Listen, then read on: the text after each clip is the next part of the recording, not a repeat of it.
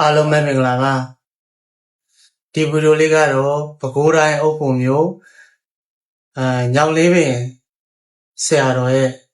ခန္ဓာဝန်ချတဲ့ဗီဒီယိုဖိုင်လေးပဲဖြစ်ပါတယ်ပဲခူးတိုင်းအုပ်ဖို့မျိုးနဲ့ညောင်လေးပင်ဆရာတော်လို့ပြောကြတယ်ပေါ့နော်အတိအကျကြီးတော့မသိပါဘူး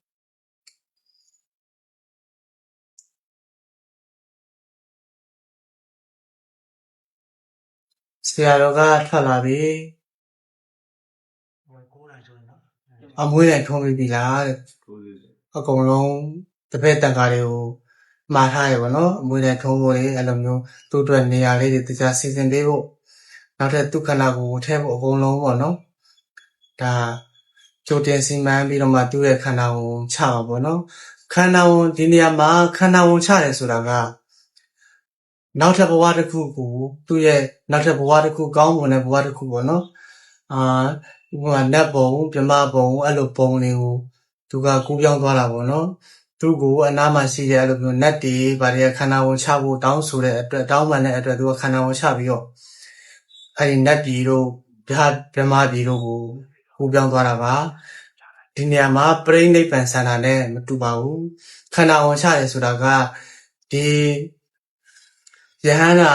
အရှင်မြတ်ကြီးတွေဖရာယဟန္တာတွေကပြိဋိဘံပြုတာပါဒီတာမန်ဖရာယဟန္တာမဖြစ်သေးတဲ့အခိရိတာမပယ်ရသေးတဲ့ပုဂ္ဂိုလ်တွေတန်ခါတွေကြတော့ခန္ဓာဝန်ချတာလို့သုံးပါတယ်ပေါ့နော်အဲ့ဒါလေးတော့ကွဲပါတယ်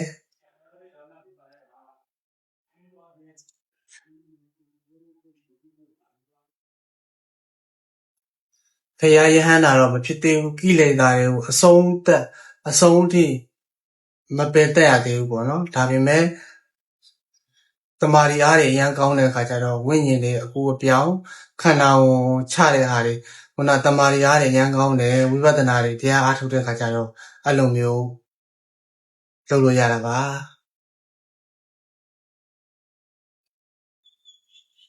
သူကူသွားမဲ့သူရောက်ရှိမဲ့ဘုံကနေပြီးတော့နတ်တွေရဲ့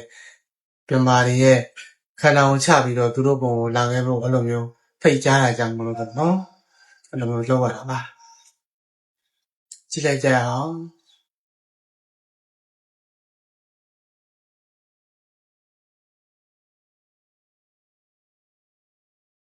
အကုန်လုံးငြိမ်ပြီးတော့ပေါ့နော်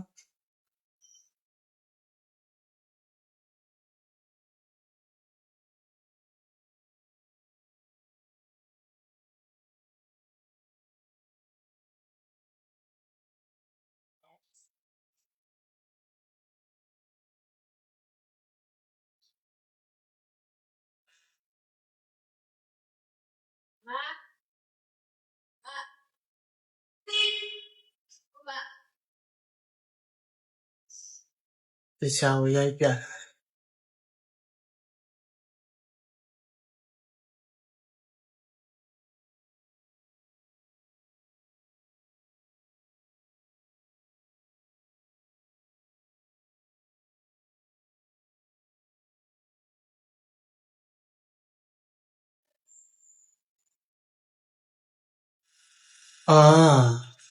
လက်ကလေးအောက်ကိုပြုတ်ကြပြီးတော့ချက်ပြလိုက်ပြီပေါ့နော်သူတက်ခန္ဓာအတမ်းဝိညာဉ်မရှိတော့ဘူးဆိုတဲ့သဘောပေါ့နော်ဖူးမြော်ခဲ့ပါတယ်တကယ်ကိုဖူးမြော်ခွင့်ရတာကံကောင်းပါတယ်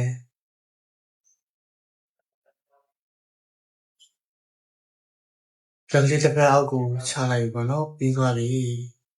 ဟောဘဝတစ်ပါးကိုကူးပြောင်းသွားတာခန္ဓာကိုချပြီးတော့ကူးပြောင်းသွားတာဒီလိုတိလတမာရီနဲ့ပြည့်စုံပြီးတော့ပေါ့နော်ဒီလိုဆရာတော်ကြီးကြီးကြတော့လည်းပဲအရန်ကိုလွယ်ပါတယ်မနာမကျင်ဘာဝေဒနာမှမခံစားရဘဲနဲ့ပေါ့နော်အင်မတန်ကြီးရင်ဖို့ကောင်းပါတယ်အားလုံးပဲဖူးခွင့်ရအောင်လို့ကျွန်တော်ဒီဗီဒီယိုလေးကိုပြန်ပြီးတော့တင်ပြခြင်းဖြစ်ပါတယ်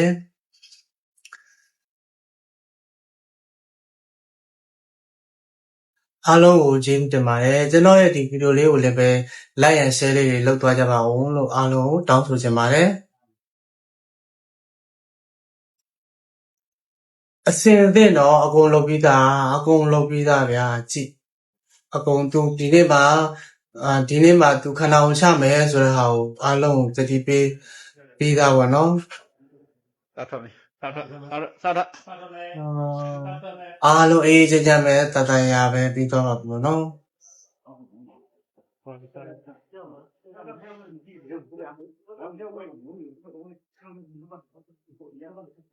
အဲ့ဆရာတော်ကြီးရဲ့ဘုရားကြီးရဲ့ခန္ဓာကိုယ်ကတော့ခန္ဓာတော်ကရှိသေးလားမရှိသေးလားတော့မသိဘူးပေါ့နော်ဒီဗီဒီယိုလေးက2019 2020လောက်မှာ ဒီဘက်နဲ့ပြ အဲ့ဒီအချိန်လောက်ကခန္ဓာဝင်ချတယ်လို့ ခါပါ ထင်တယ်ပေါ့နော်ကြာခဲ့ပါပြီ ဒီကဟောဒီပြအောင်အဲ့ဒါပြပါမယ်အေးစိတ်လိုက်ရရဆက်ပြပြရပြောင်းနေလျှောက်ရ အားလုံးတိတ်တိတ်ဆိတ်ဆိတ်အေးချမ်းချမ်းပဲနော်တကယ် တော်တယ်နော်